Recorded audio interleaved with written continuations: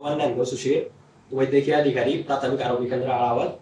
आज आपल्या अळावत आरोग्य केंद्रामध्ये HPV लसीकरणाचा शुभारंभ सुरू करण्यात आलेला आहे.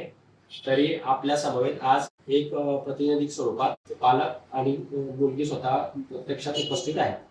नमस्कार दादा, आपलं नाव काय आहे? दीदी, आपलं नाव? आपलं गाव? अळावत. बरं, आज आपण प्राथमिक आरोग्य केंद्रात कोणती लस घेतली?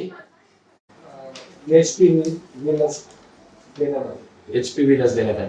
या लसीचं काही तुम्हाला दुष्परिणाम जाणवला? नाही, कोणत्याही प्रकारचे दुष्परिणाम नाही ना. बरं, ही लसीकरण घेणं तुम्ही स्वतःहून घेण्यासाठी का उपस्थित झाले इथं? ही लस मुलींसाठी जे कॅन्सर सारखे आजार असतात यांना आळा घालण्यासाठी शासनाने बनवलेली एक चांगली योजनेची लस आहे आणि त्याच्याने फार मुलींना फायदा होणार आहे आणि त्याच्यामुळे येणारा जो काळ आहे, येणारे जे आजार होणार आहे त्याला ते आळा बसणार आहे. म्हणून ही लस मुलींना देणे फार आवश्यक आहे. तरी ती लस सगळ्यांनी घ्यावी.